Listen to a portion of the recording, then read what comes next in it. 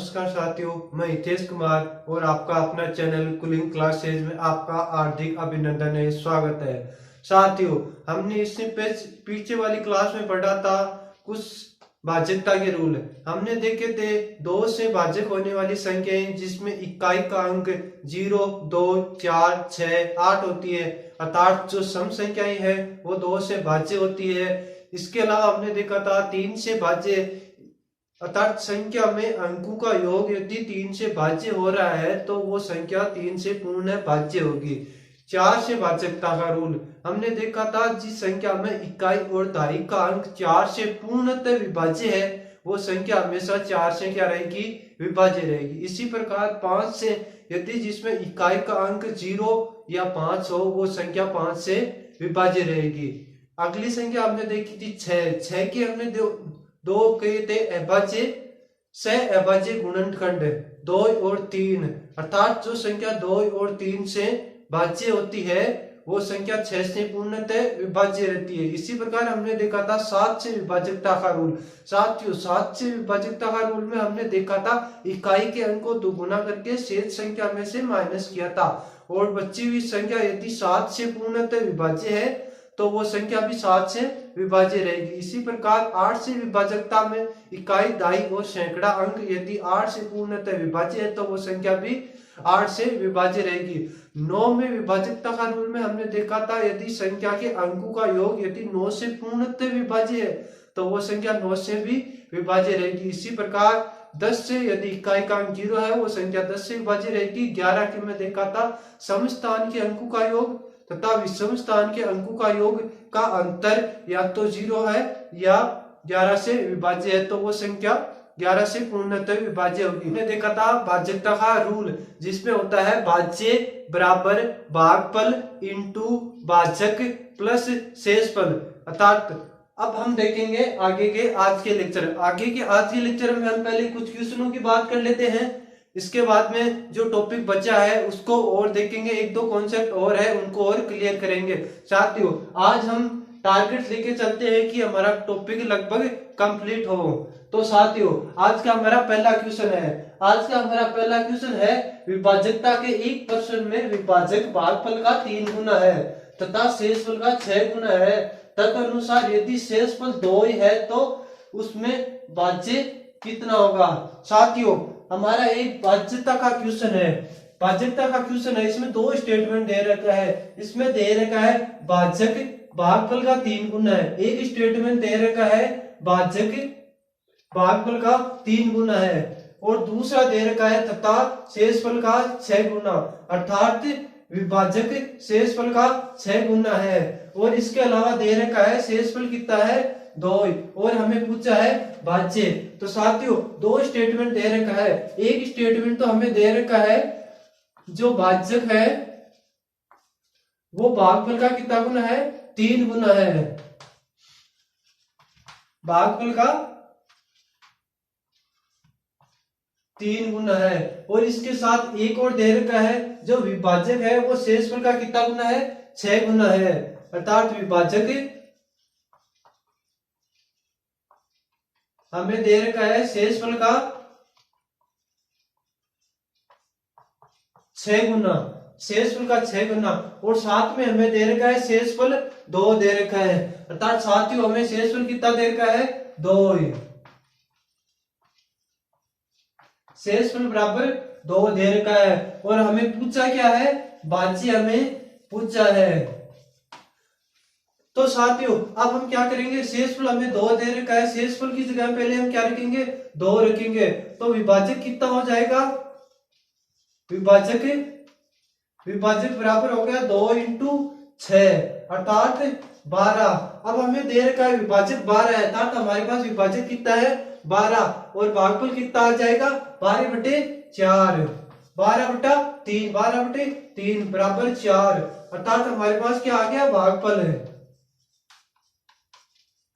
भागफल कितना आ गया हमारे पास 4 और शेषफल हमें दे रखा है और विभाजक है हमारे पास 4। तो अब हमें पूछा क्या है भाज्य, और हमने पढ़ा था कल भाज्य बराबर क्या होता है, भागफल इंटू भाज्य प्लस शेषफल है।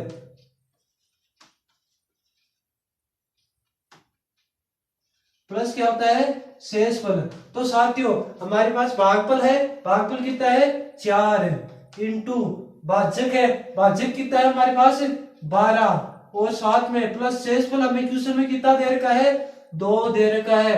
12 इंटू 4 बराबर 48, 48 प्लस 2 बराबर 50, अर्थात हमारे साथियों आंसर, क्वेश्चन का आंसर हो गया 50, ऑप्शन नंबर ए। साथियों हमें क्वेश्चन में 2 स्टेटमेंट दे रखे हैं। एक स्टेटमेंट दे रखा है भाजक भागफल का 3 गुना है तथा शेषफल का 6 गुना है, अर्थात विभाजक है वो शेषफल का 6 गुना है और भागफल का 3 गुना है, और शेषफल हमें दे रखा है 2 और भाज्य हमें पूछा है। तो पहले हमने शेषफल की जगह 2 रखा और भाजक का मान निकाला।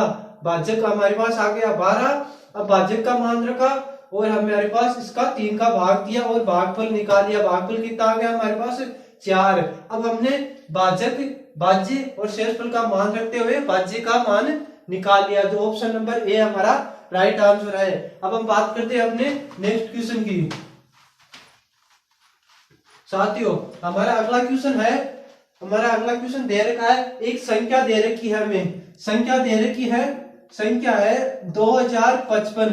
कौन सी लघुत्तम संख्या जोड़ी जानी चाहिए ताकि संख्या 27 से पूर्ण विभाज्य हो। साथियों ये भी एक भाजकता का क्वेश्चन है जिसमें एक संख्या दे रखी है जिसमें कौन सी लघुत्तम अर्थात छोटी से छोटी संख्या जोड़ी जाए ताकि वो 27 से क्या हो, पूर्ण विभाज्य हो। साथियों इस क्वेश्चन में हम क्या करेंगे, पहले जो संख्या दे रखी है उसमें 27 का क्या करेंगे, भाग देंगे, बाद में जो शेषफल बचेगा उस शेषफल को 27 में से माइनस करेंगे और माइनस करने पर जो संख्या हमें प्राप्त होगी वो संख्या ही क्या करेंगे, इसमें जोड़ेंगे, तो ये संख्या पूर्णतः 27 से क्या होगी, विभाज्य होगी। तो साथियों हमें क्वेश्चन में जो संख्या दे रखी है वो है 2055। 2055 में हमें कितने का भाग देना है, 27 का। 27 का भाग देने पर 25 8 7 बार जाएगा, पहले 7 बार जाएगा तो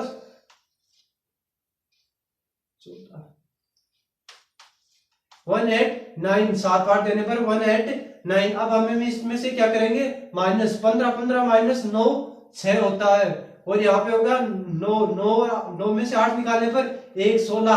अब हम ऊपर से कितना उतार लेंगे, 5 उतार लेंगे। साथियों अब 7 बार तो जाएगा नहीं तो हम देंगे 6 बार।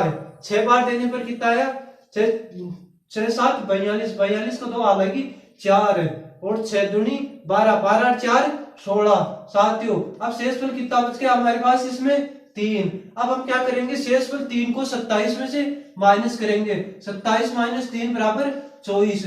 साथियों यदि इस संख्या में 24 जोड़ दिया जाता है तो वो संख्या क्या होगी, पूर्णतः 27 से विभाज्य होगी, क्योंकि साथियों जो संख्या दे रखी है 2055, यदि 2055 प्लस 24 कर दिया जाए तो ये संख्या क्या होगी, 27 से पूर्ण विभाजित, क्योंकि इसमें 27 से पूर्ण विभाजित जो होती है 20 52, 20 52 27 से पूर्ण विभाजित है, इसमें प्लस 3 ऑलरेडी दे रखा है, और 27 24 एक छोटी से छोटी ऐसी संख्या है जो इसमें जोड़ने पर क्या होगी, वो 27 से पूर्णतः विभाजित होगी, और यही हमें संख्या पूछी है। तो ये ऑप्शन नंबर कौन से में, ऑप्शन नंबर बी में हमें दे रखी है, ये हमारे क्वेश्चन का आंसर होगा।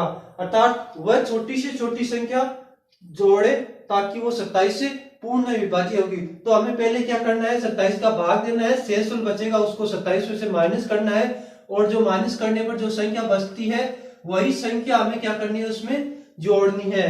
अब साथियों हम बात करते हैं अपने अगले क्वेश्चन की। हमारा अगला क्वेश्चन है 5 अंकों की वह बड़ी से बड़ी संख्या ज्ञात करिए जो 91 से क्या हो, पूर्णतः भाज्य हो। साथियों इस टाइप के 2 क्वेश्चन होते हैं, इस टाइप के 2 क्वेश्चन होते हैं। एक क्वेश्चन में पूछा जाता है बड़ी से बड़ी संख्या और दूसरे क्वेश्चन में पूछा जाता है छोटी से छोटी संख्या।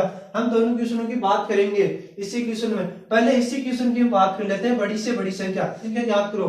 यदि साथियों हमें बड़ी से बड़ी संख्या पूछी है तो हम इसमें मानते हैं बड़ी से बड़ी 5 अंक की संख्या क्या होगी, 9, अर्थात 5 9 बार। और यदि हमें पूछा है छोटी से छोटी संख्या याद करो तो हम इस जगह क्या मानते हैं, ये संख्या मानते हैं जिसमें 0 0 होता है, तो साथियों हम इसमें ये संख्या मानते हैं। अब साथियों यदि बड़ी से बड़ी संख्या पूछी है तो इस संख्या का भाग देते हैं, अर्थात पूर्ण विभाज्य जो संख्या है उस संख्या का भाग देते हैं। जो शेषफल आएगा वो शेषफल इस संख्या में से क्या करेंगे, माइनस करेंगे। साथियों याद रखना, यदि बड़ी से बड़ी संख्या पूछी है तो हम 9 जितने अंक पूछे हैं, अर्थात 5 अंक की सबसे बड़ी संख्या हमें पूछी है, तो हम 5 9 मानेंगे, उसमें उस संख्या का भाग देंगे जिससे पूर्णतः विभाज्य हमें करनी है।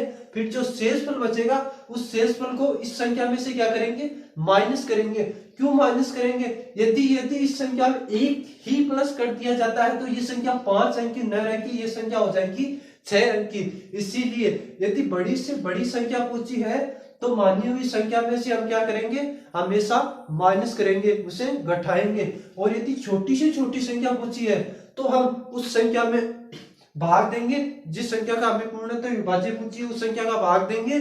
और फिर जो शेषफल बचेगा उस शेषफल को इस संख्या में से माइनस करके वो संख्या इसमें क्या करनी है, हमें जोड़नी है। साथ ही वो संख्या इसमें क्या करना है, ऐड करना है। क्योंकि यदि इस संख्या में से कुछ माइनस कर दिया जाता है तो वो संख्या 5 अंक की न रहेगी, 4 अंक की हो जाएगी।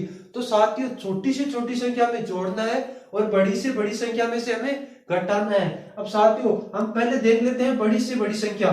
तो हमें बड़ी से बड़ी संख्या, हमने ये संख्या मान ली है। अब इस संख्या में क्या करेंगे, 91 से 91 का हम भाग देंगे, इसमें 91 का भाग देंगे, एक बार जाएगा 91, 8 शेषफल बचेगा, 9 उतार लिया। साथियों ये संख्या में 89 में 91 का नहीं जाता है, भाग टूट का 0 उतार लगा लिया और हम फिर से एक 9 उतार लिया। अब साथियों हम जाए इसमें दे देते हैं 9 बार देंगे, 9 ने 81। अब हम इसमें से क्या करने थे, माइनस, तो माइनस करने पर यहां बचेगा 0 और 8 80, एक 9 और बच गया, उसको हम उतार लेते हैं। अब साथियों 9 बार तो जाएगा नहीं, अब इसमें 8 बार भाग दे लेते हैं। तो 8 एकम 8, 8 ने 72, 8 9 में 72। अब हम इसमें से फिर क्या कर लेंगे, माइनस करने पर यहाँ पे बच गया 8 माइनस 2, 10 माइनस 2 अर्थात 8, 81 क्या बच गए, शेषफल बच गए। अब हमें क्या करना है, 81 इस संख्या में से क्या करना है, हमें माइनस करना है। साथियों 81 हमें इस संख्या में से क्या करना है, माइनस करना है। क्यों माइनस करना है, क्योंकि यदि इस संख्या में कुछ प्लस किया जाता है तो क्या होगा, ये संख्या 5 अंक की न रहेगी, 6 अंक की हो जाएगी। इसीलिए हमें इस संख्या में से क्या करना है, माइनस करना है। तो हमारे पास जो संख्या है उसमें से माइनस क्या करना है, 81। तो हमारा क्वेश्चन की आंसर कितना आएगा, 8 1 और ये हमारी क्वेश्चन का आंसर है, जो ऑप्शन नंबर सी में हमें दे रखा है, ये हमारा आंसर है। अब हम बात करते हैं साथियों, इसकी जगह सबसे छोटी से छोटी संख्या पूछी जाती है हमें। हम बात करते हैं इस क्वेश्चन में हमें पूछा जाता है छोटी से छोटी संख्या। हमारा क्वेश्चन रहेगा 5 अंक की वह छोटी से छोटी संख्या ज्ञात करो।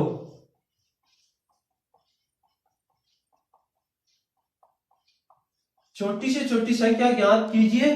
तो साथियों ये है 5 अंक की वह छोटी से छोटी संख्या ज्ञात करें जो 91 से क्या हो, पूर्णतः भाज्य हो। तो हम पहले 5 अंक की सबसे छोटी से छोटी संख्या मान लेते हैं और इसमें किसका भाग देंगे, हम 91 का भाग देंगे। पहले एक बार भाग देंगे 91 का, शेषफल कितना बचेगा, शेषफल बचेगा 9 शेषफल बचेगा, 0 उतारा, भाग टूट को 0 वापस नहीं गया। अब इसमें हम भाग देंगे 9 बार भाग देंगे तो बचेगा कितना, 9 एकम 9 ने 81, शेषफल कितना बचेगा, फिर से हमारे पास शेषफल बचने वाला है 1 और 8, 81 शेषफल बच गया। साथियों हमारे पास क्या पूर्णतः भाग चला गया, साथियों हमारे पास 81 शेषफल बच गया। अब हमें क्या इसमें जोड़ना है ताकि वो क्या है, 91 से पूर्णतः भाज्य हो। तो साथियों हम इसमें जोड़ेंगे 91 माइनस 81 बराबर 10। अर्थात साथियों यदि इसमें 10 और ऐड कर दिया जाता है, इसमें 10 और ऐड कर दिया जाता है तो ये संख्या क्या होगी, 91 से पूर्णतः भाज्य होगी। तो साथियों ये वह सबसे छोटी से छोटी संख्या है 5 अंक की जो 91 से क्या है, पूर्णतः भाज्य है। अब हम बात करते हैं अपने अगले क्वेश्चन की। हमारा अगला क्वेश्चन है साथियों, एक विभाजन का क्वेश्चन है। यदि 43 की पावर 45 प्लस 5 को 44 से विभाजित किया जाता है तो शेषफल क्या होगा। साथियों ये एक क्वेश्चन हमें दे रखा है, इसमें एक हमें संख्या दे रखी है, संख्या है 43 की पावर 45 प्लस 5। इसमें हमें 44 से क्या करना है, भाग देना है, और हमें ये ज्ञात करना है कि इसमें शेषफल क्या बचेंगे। तो साथियों इस क्वेश्चन को 2-3 तरीके से किया जाता है। हम सबसे इजी तरीका देखेंगे। साथियों हम क्या करेंगे, जिस संख्या में घात दे रखी है उस संख्या को ऐसी दो संख्याओं में तोड़ेंगे जो 44 से एक संख्या पूर्णतः विभाज्य हो, और दूसरी संख्या प्लस माइनस में जो भी बचेगी उसके आधार पर हम क्या निकालेंगे, शेषफल निकालेंगे। तो साथियों 43 को किस संख्या में तोड़े ताकि वो 44 से पूर्णतः विभाज्य हो। तो अब साथियों हम 43 को लिख सकते हैं 44 माइनस 1 की पावर कितनी है 45 प्लस 5 बटे 44। अब साथियों हमें पता है 44 से तो पूर्णतः विभाज्य होगी, लेकिन ये क्या बच गया माइनस 1 की पावर 45 प्लस 5 बटे 44। साथियों ये संख्या बचेगी जो हमें शेषफल ज्ञात करने में सहायता करेगी। ये संख्या बची है वही संख्या हमें शेषफल ज्ञात करने में सहायता करेगी। साथियों अब याद रखना, जिसकी पावर या तो सम संख्या होगी या विषम संख्या होगी। साथियों यदि पावर सम संख्या में है तो आने वाला परिणाम हमेशा क्या रहेगा, धनात्मक। यदि पावर सम संख्या में है, सम संख्या में पावर है, तो आने वाला परिणाम हमेशा धनात्मक रहेगा। और पावर यदि विषम संख्या में है, विषम संख्या में है, तो आने वाला परिणाम धनात्मक भी हो सकता है और ऋणात्मक भी हो सकता है। ये डिपेंड करेगा जो बेस में जो संख्या दे रखी है वो संख्या धनात्मक में है तो परिणाम धनात्मक आएगा, यदि बेस की संख्या ऋणात्मक में है तो परिणाम क्या होगा, ऋणात्मक आएगा।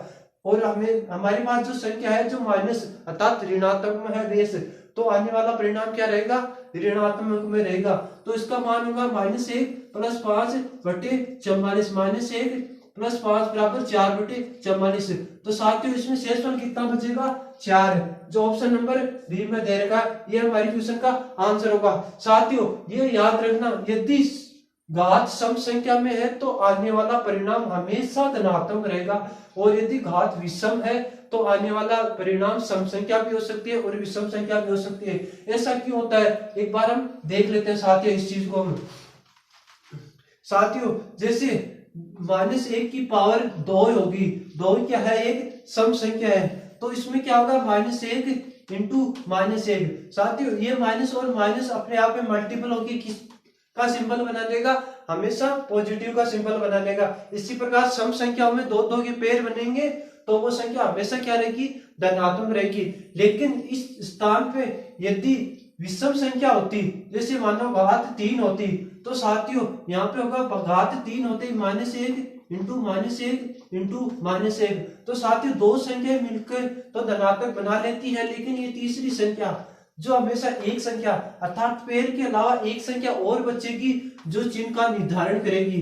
तो साथियों ये संख्या यदि प्लस की है तो परिणाम प्लस का आएगा, ये संख्या माइनस की है तो हमेशा आने वाला परिणाम क्या होगा, ऋणात्मक होगा। तो विषम घात होने पर बेस में जिस संख्या प्लस की है तो परिणाम प्लस का, संख्या माइनस की है तो परिणाम भी माइनस का, और सम संख्या है, घात में सम संख्या है तो आने वाला परिणाम हमेशा क्या रहेगा, धनात्मक रहेगा।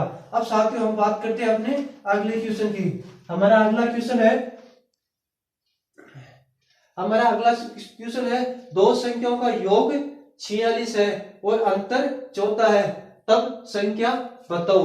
साथियों इस क्वेश्चन को हम दो तरीके से कर सकते हैं, एक तो अलजेब्रा का तरीके से अर्थात इसको x y मान के, और दूसरा ऑप्शन बेस पे। साथियों पहले हम देख लेते हैं ऑप्शन बेस पे इस क्वेश्चन को। साथियों इसमें दो स्टेटमेंट दे रखे हैं, एक स्टेटमेंट दे रखा है योग कितना दे रखा है 46, और दूसरा दे रखा है हमें अंतर कितना दे रखा है 14 दे रखा है। तो साथियों अब देखना इस संख्या का योग कितना है 46 और अंतर कितना है 14। तो अब इस ऑप्शन में देखना इन दोनों का योग कितना होना चाहिए 46, क्या अंतर योग 46 हो रहा है, 21 प्लस 25 46 हो रहा है। अब अंतर और देखते हैं, अंतर कितना होना चाहिए 14, लेकिन इस दोनों का अंतर कितना आया था 4 आ रहा है, अर्थात ये हमारा आंसर नहीं होगा। अब हम ऑप्शन बी को देखते हैं, इन दोनों का योग कितना होना चाहिए 46, 30 प्लस 16 46 योग हो रहा है। अंतर बात करते हैं 14 की, 30 में से 16 माइनस करेंगे 14, अर्थात साथियों ये हमारा आंसर होगा। अब दो ऑप्शन और बचे हैं, ये और हम देख लेते हैं साथियों। 20 प्लस 26 योग तो 46 हो गया, क्या अंतर 14 है? 20 में से 26 में से 20 निकालते हैं तो बचेगा 6, अर्थात ये नहीं होगा, अंतर 14 आना चाहिए, लेकिन अंतर आ रहा है यहाँ पे 6। इसी प्रकार इसमें देखते हैं तो योग तो 46 हो रहा है, लेकिन अंतर 24 हो रहा है, तो साथियों ये भी ऑप्शन नहीं होगा। तो इस क्वेश्चन का आंसर क्या होगा? ऑप्शन नंबर बी, क्योंकि इसका योग 46 आ रहा है, अंतर 14 आ रहा है। अब हम बात करते हैं इसको एक तरीके से मान के, अर्थात ए और बी दोनों संख्याओं को क्या मान लेते हैं, एक को ए मान लेते हैं और दूसरी को बी मान लेते हैं। क्वेश्चन के अनुसार योग कितना है हमारे पास 46 है, ए प्लस बी बराबर कितना हो गया 46। इसी प्रकार अंतर कितना है हमारे पास, अंतर दे रखा है हमें 14, अर्थात ए माइनस बी बराबर कितना हो गया 14। अब इन दोनों को जोड़ लेते हैं, जोड़ने पर ये कट जाएगा 2a बराबर हो गया 46, 46 प्लस 14 60 हो गए।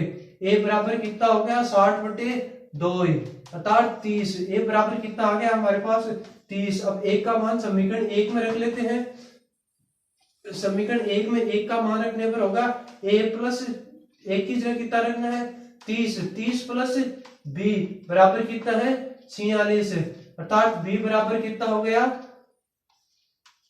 46 माइनस 30, अर्थात बी बराबर कितना आ गया 16। ए बराबर 30, बी बराबर 16, जो ऑप्शन बी में हमें दे रखा है। ऑप्शन बेस पे करने पर टाइम भी कम लगेगा, कैलकुलेशन भी कम करनी पड़ेगी। अब साथियों हम बात कर लेते हैं कुछ कॉन्सेप्ट और की। हमने क्वेश्चन की बात की, क्वेश्चन जिन क्वेश्चनों का कॉन्सेप्ट हमने पहले पढ़ लिया है उस आधार पर हमने किए थे। अब कुछ कॉन्सेप्ट की और हम बात कर लेते हैं साथियों आगे। साथियों हम आगे और देखेंगे इकाई का अंक ज्ञात करना। हम देखेंगे इकाई का अंक ज्ञात कैसे करते हैं। हम देखेंगे कि अंत में जीरो कितने जीरो आ सकते हैं। कुछ गुणनखंड देखेंगे उनमें अधिकतम शून्य की संख्या कितनी संभव है। हम देखेंगे अभाज्य गुणनखंडों की संख्या कितनी है। ये कुछ टॉपिक और हमारे अभी शेष बचे हुए क्वेश्चनों की, उन टॉपिकों की हम अब बात करेंगे। हम पहले देख लेते हैं इकाई का अंक ज्ञात करना। हम देखेंगे इकाई का अंक ज्ञात करना।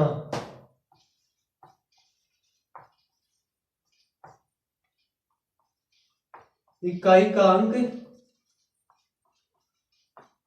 ज्ञात करना। साथियों इकाई का अंक हम दो तरीके से ज्ञात करेंगे, अर्थात दो प्रकार की संख्याओं का हम इकाई का अंक ज्ञात करेंगे। एक तो हम वो संख्या लेंगे जो सिंपल संख्या होगी, अर्थात कुछ गुणनखंड में सिंपल संख्या होगी। साथियों यदि प्लस में है तो हम इजी वे में निकाल सकते हैं, माइनस में है तो हम इजी वे में निकाल सकते हैं, क्योंकि प्लस और माइनस को करना आसान होता है। लेकिन कुछ संख्या घात की होती है जिनका इकाई का अंक निकालना थोड़ा मुश्किल होता है। कुछ संख्याएं मल्टीपल में अर्थात बड़े बड़े गुणनखंडों में दी हुई थे, उनका भी इकाई का अंक निकालना थोड़ा मुश्किल होता है। हम पहले बात कर लेते हैं कुछ बड़ी बड़ी संख्याएं जो मल्टीपल में दी हुई हो, अर्थात जो गुणा में जो संख्या दे रखी हो उनका इकाई का अंक ज्ञात करते हैं। साथ ही एक एग्जाम्पल के माध्यम से हम देखेंगे कि एक संख्या लेंगे, जैसे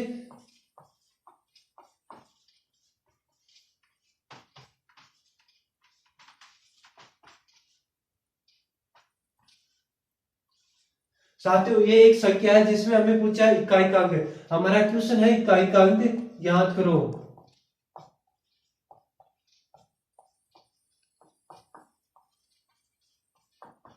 इकाई का अंक ज्ञात करो, संख्या दे रखी है, इसमें हमें इकाई का अंक पूछा है। तो साथियों इस प्रकार की बड़ी जो संख्या दी जाती है जो गुणनखंड में होती है, उसमें इकाई का अंक ज्ञात करने के लिए हम क्या करते हैं, इकाई के ही अंक को यूज लेते हैं। बाकी संख्या से हमें कोई मतलब नहीं है, हमें सिर्फ इकाई के अंक से ही मतलब है। हम क्या करेंगे, सिर्फ इकाई का अंक ही लेंगे, अर्थात 5 इंटू 7 इंटू 8 इंटू 5, अर्थात जो इकाई में अंक है उन्हीं संख्याओं को हम यूज करेंगे।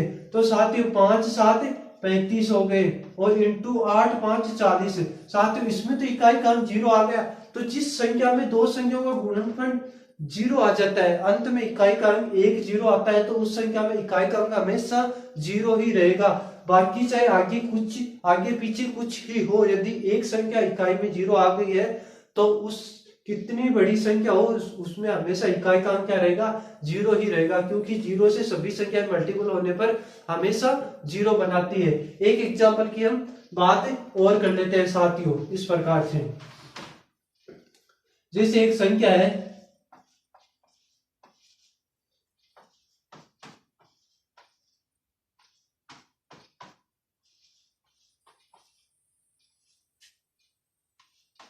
ये, एक हमारे पास संख्या है, एक संख्या और ले लेते हैं, कुछ बड़ा कर लेते हैं थोड़ा।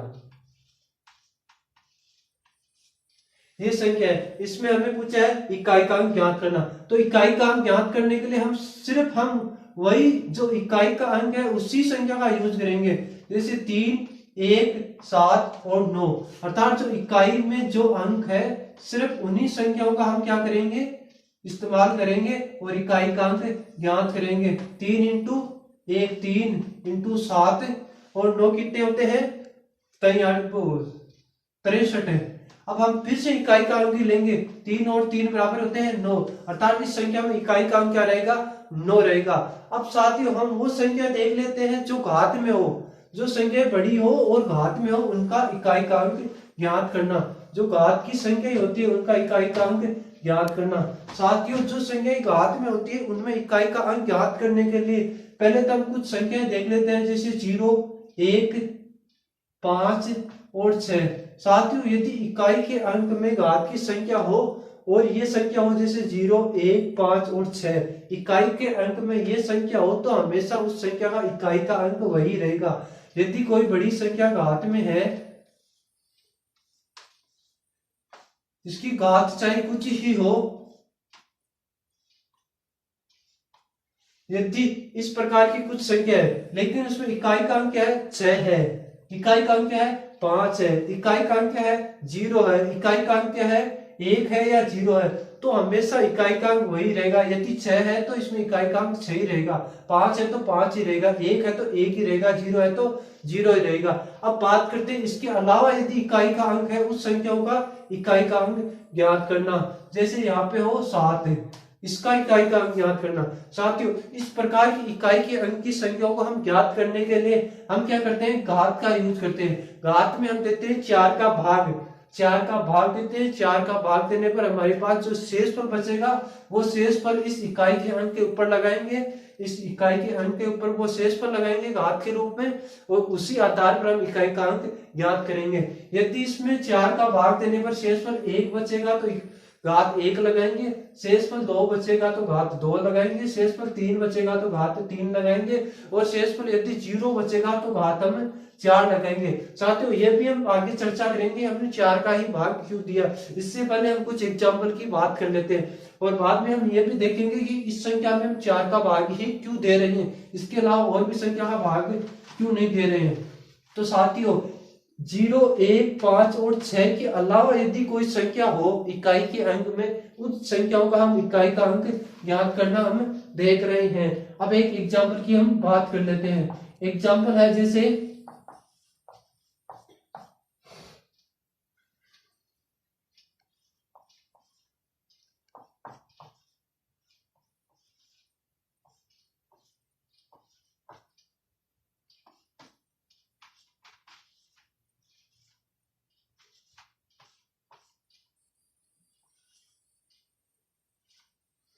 तो साथियों हमारे पास एक संख्या है जो घात के रूप में और गुणनखंड के रूप में है।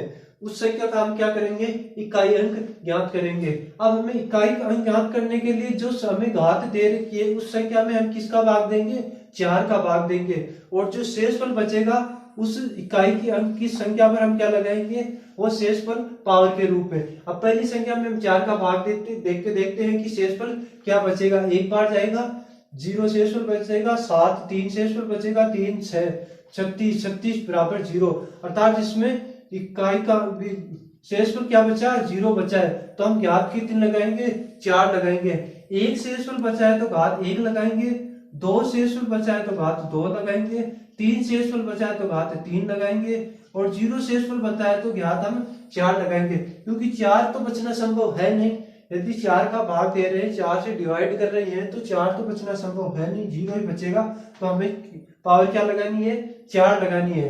अब हम आगे बात कर लेते हैं। आगे 8 है, 8 की पावर हम कितनी लगाएंगे, 41। 41 में एक शेषफल बचेगा, अर्थात इसकी पावर 1 लगाएंगे। इसी प्रकार आगे है 4, 4 की पावर, इसमें 8, 4 का भाग देने पर शेषफल क्या बचेगा, इसमें शेषफल बचेगा 2 बचेगा, इसकी पावर हम 2 लगाते हैं। अब साथियों हम आगे और देखते हैं, जैसे 9 की पावर 4, 9 की पावर 4, 9 की पावर 4 को हम लिख सकते हैं 81 इंटू 81, और 8 की पावर 1 को हम 8 लिखेंगे, और 4 की पावर 2 को हम 16 लिखेंगे। अब साथियों फिर से हम वही करेंगे, इकाई का अंक ही सिर्फ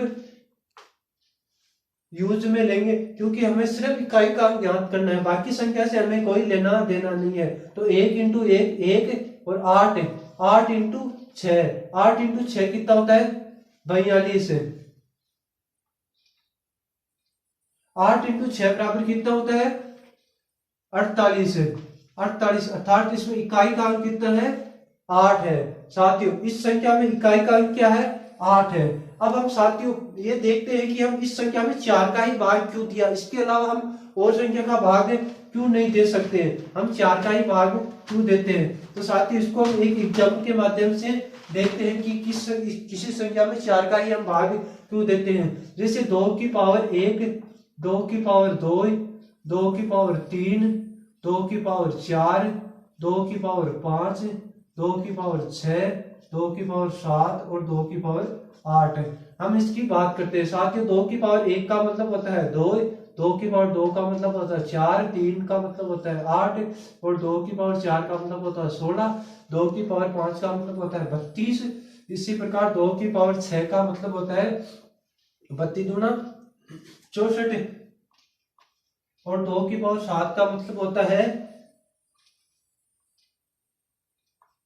128, और 2 की पावर 8 का मतलब होता है 128, 128 का दुगुना होता है 120 का होता है 240, और 16 246, 246।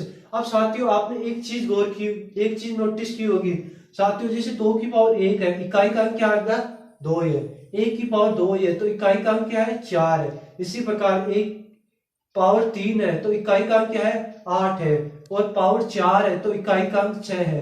अब जैसे पावर 5 हुई, 5 होते इकाई का अंक क्या हो गया 2 आ गया, अर्थात जो 1 था वो 5 है।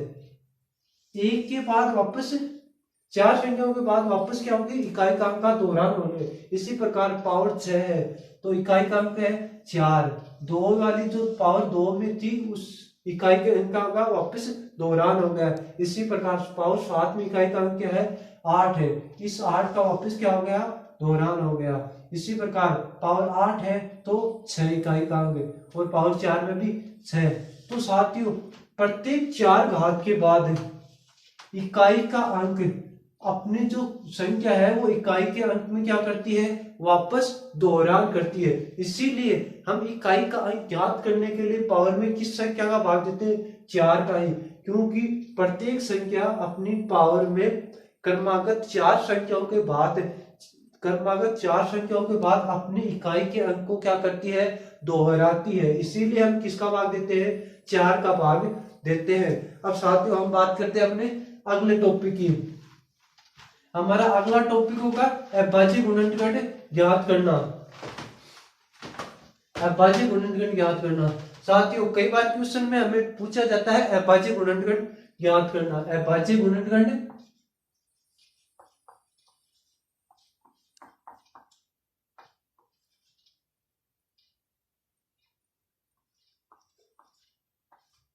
अविभाज्य गुणनखंड ज्ञात करना। कई क्वेश्चनों में हमें पूछा जाता है कि अविभाज्य गुणनखंडों की संख्या क्या कितनी होगी। तो साथियों हम एक एग्जाम्पल के माध्यम से हम बात कर लेते हैं अविभाज्य गुणनखंड ज्ञात करना।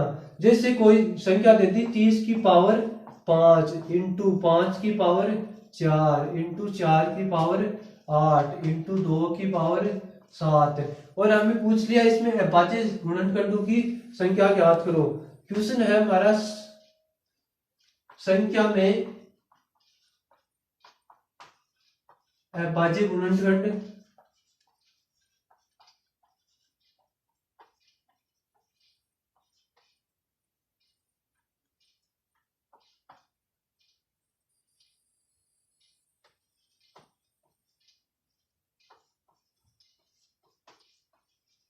कितने हैं। एक संख्या दे रखी है, इसमें अभाज्य गुणनखंड ज्ञात करना हो। तो साथियों हमें पहले जो संख्या बेस में जो संख्या दे रखी है उससे हम पहले हमें क्या करना है, पूर्ण अभाज्य संख्या के रूप में बदलना है। फिर जो घात है उसके आधार पर हमें इसमें अभाज्य गुणनखंडों की संख्या बतानी है। तो साथियों 30 क्या अभाज्य है? 30 क्या अभाज्य है? नहीं, 30 अभाज्य नहीं है। 30 को हम लिख सकते हैं 2 इंटू 3 इंटू 5, 2 इंटू 3 इंटू 5 की पावर कितनी है? 5 इंटू 5 के अभाज्य है, 5 अपने आप में क्या है? अभाज्य, तो 5 की पावर 4। इसी प्रकार क्या 4 अभाज्य है? 4 अभाज्य नहीं है। 4 को हम लिख सकते हैं 2 इंटू 2 की पावर 8 इंटू 2 अभाज्य है तो 2 की पावर 7। अब 2 की पावर कितनी होगी? 5 इंटू 3 की पावर 5 इंटू 5 की पावर 5। इसी प्रकार 5 की पावर 4 इंटू 2 की पावर 8 इंटू 2 की पावर 8 और 2 की पावर 7। साथियों ये टोटल अभाज्य संख्या है। अब हम पूर्णतः अभाज्य संख्या के रूप में इसे बदल दिया है। अब हम देखेंगे 2 की पावर कितनी है। 2 की पावर होगी 5, इसके अलावा 8, 5 और 8 13, 13 और 8 21, 21 और 7 28, अर्थात 2 की पावर कितनी है? 28 इंटू 3 की पावर कितनी है? 5, 5 के अलावा अर्थात 3 की पावर कितनी है? 5 और 5 की पावर कितनी है? 5 की पावर 5, 4, 5 और 4 9, 5 और 4 9, 5 की पावर 9 है। तो साथियों ये पूर्णतः अभाज्य संख्या ही है। अब हम बता सकते हैं कि इसमें अभाज्य गुणनखंड कितने हैं। इसमें अभाज्य गुणनखंड 28 प्लस 5 प्लस 9। साथियों इसमें अभाज्य गुणनखंड कितने हैं? 28 प्लस 5 प्लस 9। 28 और 5 कितने हो गए? 28 और 5 33, 33 और 9 कितने हो गए? 42। साथियों इस क्वेश्चन का आंसर हो गया 42। अर्थात इसमें 42 क्या है? अभाज्य गुणनखंड है। साथियों 2 की पावर 28 को हम लिख सकते हैं 2 इंटू 2 इंटू 2 अर्थात 28 बार। तो ये क्या है? 28 गुणनखंड है 2 के। इसी प्रकार 3 को हम लिख सकते हैं 3 इंटू 3 इंटू 3 कितनी बार? 5 बार। ये 28 बार लिखा जाएगा, ये 5 बार लिखा जाएगा और ये 5 की पावर 5 इंटू 5 ये कितनी बार लिखा जाएगा? 9 बार। इसीलिए हम इसको जोड़ा है। कई किताबों में इसको दे रखा है P plus Q plus R के रूप में, अर्थात ये क्या है? अभाज्य गुणनखंडों की संख्या। तो साथियों इस रूप में हमें ज्ञात करने के लिए पहले जो बेस है उसको पूर्ण अभाज्य संख्याओं में क्या बदलना होगा। बाद में ही जो पावर है उसको हमें क्या करना है? जोड़ करना है। और हमें जोड़ना क्यों है? क्योंकि 2 की पावर 28 का मतलब होता है 2 28 बार, अर्थात 2 जो गुणनखंड है, जो अभाज्य गुणनखंड है वो कितनी बार? 28 बार है। 5 कितनी बार? 9 बार है। और 3 कितनी बार है? 5 है। इसीलिए हम क्या करते हैं? पावरों को जोड़ते हैं और अभाज्य गुणनखंड ज्ञात करते हैं। अब साथियों हम देखते हैं कि किसी संख्या में जीरो कितने संभव है, अर्थात अंत से जीरो कितने संभव है। तो साथियों अंत से जीरो ज्ञात करने के लिए पहले हम देखते हैं कि जीरो का निर्माण किन 2 पैरों से मिलकर होता है। अंत से जीरो ज्ञात करना, टॉपिक है जीरो ज्ञात करना, जीरो ज्ञात करना, अंत से जीरो ज्ञात करना। साथियों 2 और 5 से मिलकर ही 10 का निर्माण होता है, अर्थात हमें एक जीरो प्राप्त होता है। इसके अलावा ऐसे कोई पेड़ नहीं है, कोई अभाज्य पेड़ नहीं है जिससे हमें क्या प्राप्त हो? जीरो प्राप्त हो। 2 और 5 एकमात्र एक सा एक पेड़ है जिन दोनों से मिलकर हमें एक जीरो का निर्माण होता है, एक जीरो की प्राप्ति होती है। तो साथियों किसी भी संख्या में हमें जीरो ज्ञात करना हो तो हम क्या करेंगे? 2 देखेंगे कि उस गुणनखंड में कितने 2 है, अधिकतम 2 कितने हैं, अधिकतम 5 कितने हैं और उनसे ये पेड़ कितने पॉसिबल है। जितने पेड़ बनना पॉसिबल होंगे उतने ही कितने होंगे? उस गुणनखंड में जीरो होंगे। तो हम ज्ञात करते हैं एग्जाम्पल के माध्यम से हम देखते हैं इसको। हमें क्या ज्ञात करना है? 2 और 5 के पेड़ ज्ञात करने हैं। कि किसी भी गुणनखंड में 2 और 5 के कितने पेयर पॉसिबल है, संभव है। उसी आधार पर हम बताएंगे कि इस संख्या में अधिकतम 0 कितने हो सकते हैं। अब हम बात करते हैं एक एग्जाम्पल की। एक एग्जाम्पल है जैसे हमने देते गया 8 की पावर 7, इसी के साथ दे दिया हमने 40 की पावर 5, 7 की पावर 8, 9 की पावर 2। तो साथियों, और एक और देते हैं हमने 10 की पावर 25 की पावर 3। तो साथियों, अब इसमें अधिकतम 0 कितने संभव है, ये ज्ञात करने के लिए हम देखेंगे इसमें 2 और 5 के अधिकतम कितने पेयर बनाए जा सकते हैं। अधिकतम कितने पेयर बनाए जा सकते हैं, जितने 2 और 5 के पेयर होंगे उतने ही 0 इसमें संभव है। तो अब हम इसको लिख सकते हैं 2 की पावर 8 को लिख सकते हैं 2 की पावर 3, 2 की पावर 3 पावर 7 हमें क्वेश्चन में दे रखी है। इसी प्रकार 2 की पावर 3, या फिर इसको हम ऐसे भी लिख सकते हैं 2 इंटू 2 इंटू 2 की पावर 7 इंटू 40 को हम लिख सकते हैं 2 इंटू 2 इंटू 2 इंटू 5 की पावर, होल पावर कितनी है 5 है। इसी प्रकार 7 के कोई अभाज्य गुणनखंड अर्थात 7 खुद एक अभाज्य है, 7 के वो टुकड़े पॉसिबल नहीं है। इसी प्रकार 9 को हम लिख सकते हैं 3 इंटू 3, लेकिन इस क्वेश्चन में हमें 3 से कोई लेना देना नहीं है, क्योंकि हमें 0 की संख्या ज्ञात करनी है, और 0 की संख्या के लिए हमें क्या ज्ञात करना है 2 और 5, 2 ही संख्या को हमें देखना है। और 25 को हम लिख सकते हैं 5 इंटू 5 की पावर 3।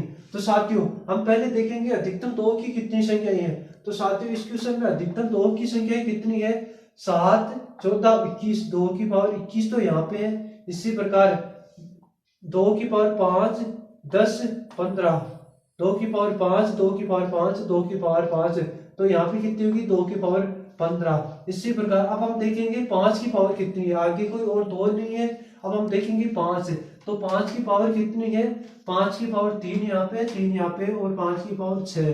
तो इस आधार पर हम बताएंगे कि इसमें अधिकतम 0 कितने संभव है, क्योंकि 2 इंटू 5 से मिलकर एक 0 का निर्माण होता है। इसमें अधिकतम 5 की संख्या कितनी है 6, 2 तो काफी है, लेकिन उन 2 को 5 6 बार मिल पाएंगे, अर्थात इसमें अधिकतम 6 शून्य संभव है।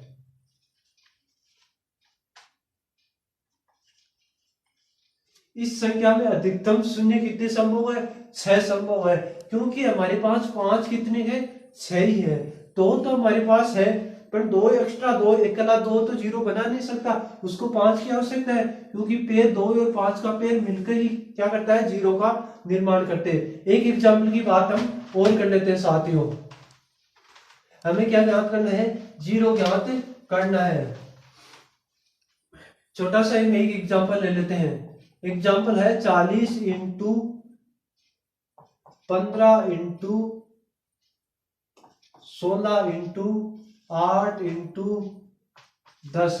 इसमें हमें 0 की ज्ञात करना, इसमें हमें अधिकतम 0 कितने संभव है ये ज्ञात करना है। तो साथियों, इसको हम लिख सकते हैं 40 को 2 इंटू 2 इंटू 2 इंटू 5, 15 को हम लिख सकते हैं 3 इंटू 5, 16 को हम लिख सकते हैं 2 इंटू 2 इंटू 2 इंटू 2, और 8 को लिख सकते हैं 2 इंटू 2 इंटू 2। इसी प्रकार 10 को हम लिख सकते हैं 2 इंटू 5।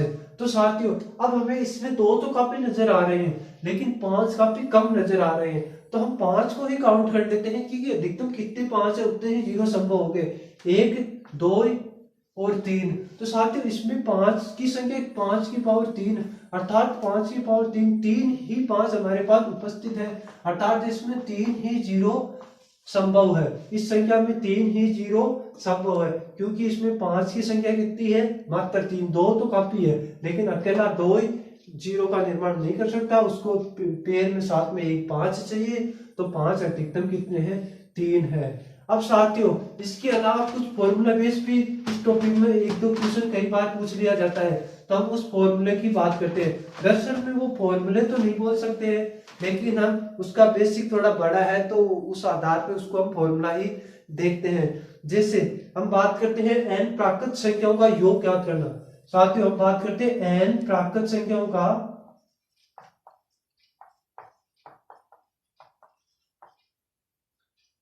n प्राकृत संख्याओं का योग ज्ञात करना। n प्राकृत संख्याओं का योग, n प्राकृत संख्याओं का योग का फॉर्मूला होता है n+1 बटे 2। साथियों ये एक फॉर्मूला है, इसका मेन कॉन्सेप्ट तो ये है कि इसमें अनुपात वो दे रखा है औसत, और औसत को n से मल्टीपल किया है। इसमें औसत दे रखा है, औसत को n से मल्टीपल किया है, वही योग हो गया। क्योंकि औसत का फॉर्मूला होता है कि प्रथम पद और अंतिम पद, प्रथम पद प्लस अंतिम पद बटे 2। यदि उनमें अंतर समान हो तो हम औसत निकालने का ये फॉर्मूला यूज करते हैं, प्रथम पद और अंतिम पद बटे 2।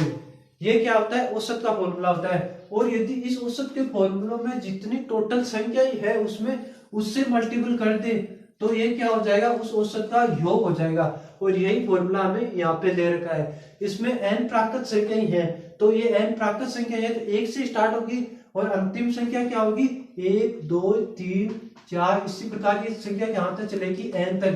तो इसमें प्रथम पद और अंतिम पद डिसाइड हो गया कि प्रथम पद और अंतिम पद निश्चित है, एक तो 1 है और अंतिम पद क्या है n है बटे 2। और बाकी n इसमें टोटल संख्या ही है, तो हमने इसमें n से क्या कर दिया, इसको मल्टीपल कर दिया। यही क्या है, n प्राकृत संख्याओं का योग का फॉर्मूला है n+1 बटे 2। तो साथियों यदि प्रथम पद और अंतिम, प्रथम पद प्लस अंतिम पद बटे 2 ये एक औसत का फॉर्मूला होता है यदि उसमें अंतर अर्थात सार अनुपात हमेशा समान हो, एक ही सार अनुपात हो, एक निश्चित पेड़ में सार अनुपात हो, जैसे 1 1 का हो सकता है, 2 2 का हो सकता है, 3 3 का हो सकता है, तो उसका औसत निकालने का फॉर्मूला होता है प्रथम पद प्लस अंतिम पद बटे 2। और यदि उसमें टोटल संख्याओं से मल्टीपल करते हैं तो उन सभी संख्याओं का योग वो हमें प्राप्त हो जाता है। तो वही फॉर्मूला का यूज हमने यहाँ पे किया है n+1 बटे 2। इसके अलावा हम बात करते हैं समप्राकृत संख्याओं के। प्रथम समप्राकृत संख्याओं का योग ज्ञात करना। प्रथम n सम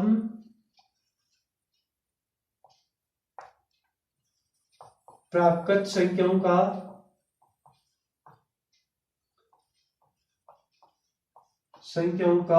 योग। साथियों प्रथम n समप्राकृत संख्याओं का योग का फॉर्मूला होता है n+1। साथियों यहाँ पे n टोटल संख्या ली जाती है, नहीं कि nवां पद। जैसे हम एक क्वेश्चन की बात करते हैं, क्वेश्चन है 1 से लेकर 50 तक, 1 से 50 तक प्राकृत संख्याओं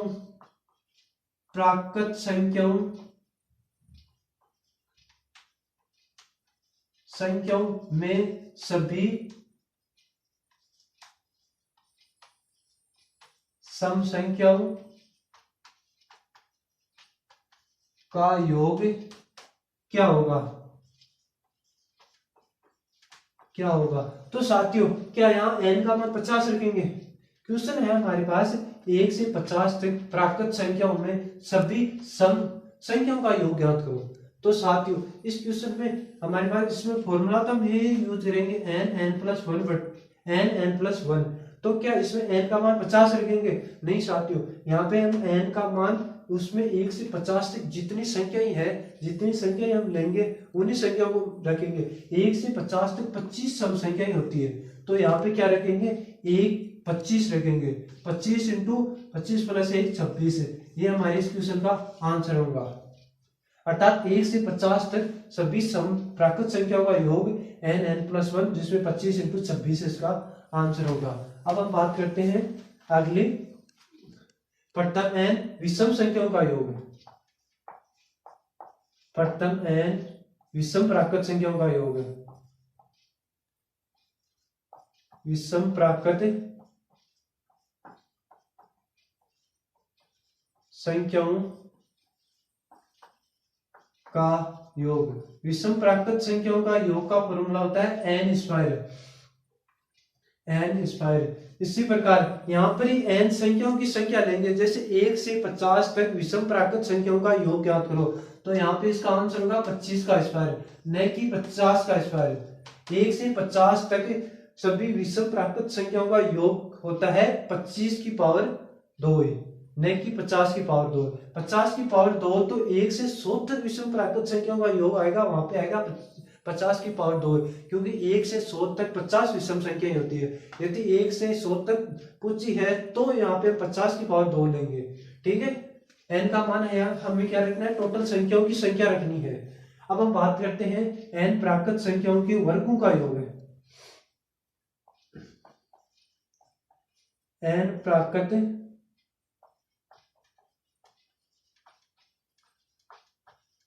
संख्याओं के वर्गों का योग। साथियों, वर्गों का योग होता है एन प्लस 1 2n+1 बटे 6। इसी प्रकार होता है एन प्राकृत संख्याओं के घनों का योग। एन प्राकृत संख्याओं